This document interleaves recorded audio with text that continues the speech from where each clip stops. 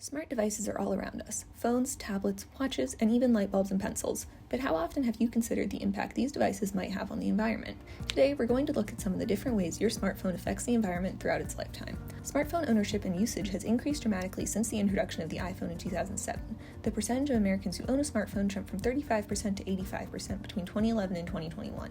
Because of their prevalence, it has become increasingly important to study how they affect the world around us. There are four main stages of a smartphone's life to consider in assessing its impact: production, transport, use, and disposal. One way to do this is through greenhouse gas emissions associated with each phase, measured in kilograms of carbon. For the iPhone 12 in 2020, Apple reported a device would release a total of 70 kilograms of carbon, which is equivalent to about 2 trees. This number has gone down with newer generations as companies have started to take responsibility for their actions. The extraction and manufacturing phase makes up the majority of the emissions, at 83% of the total. While emissions are one way to see the impact of the life stage, it is not the only factor contributing to our effect on the environment. It's also important to consider the effect it has on land, other life, and people. Smartphones contain many rare and critical metals such as copper, antimony, beryllium, cobalt, and lithium. Copper is used for the wiring devices because it's a very effective electrical conductor.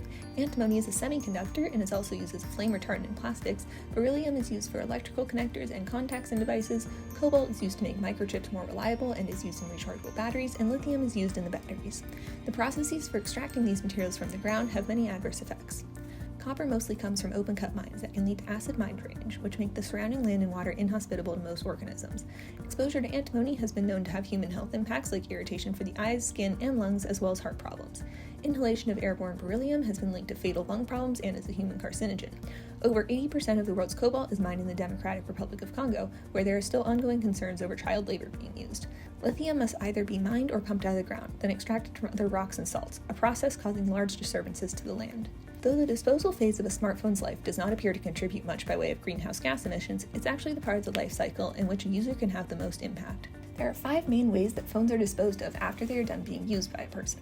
They can be stockpiled by people keeping their old devices, they can go to a landfill, which can result in toxic chemicals like mercury and lead leaching into the environment, or they can be recycled, refurbished, or reused, all of which help keep the devices from becoming waste. Given how much of the impact of smartphones comes from extracting new materials, being able to reduce the amount of virgin materials needed for the devices can greatly reduce our impact. There are other ways you can reduce your impact as well.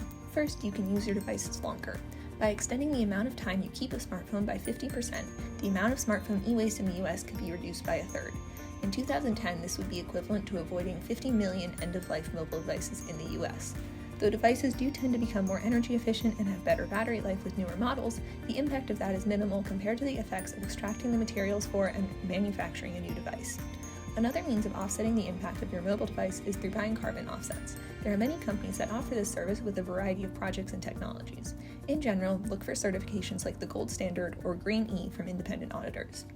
While we're not just going to stop using phones, it's still important to be aware of our impact on the planet and mitigate it to the best of our ability.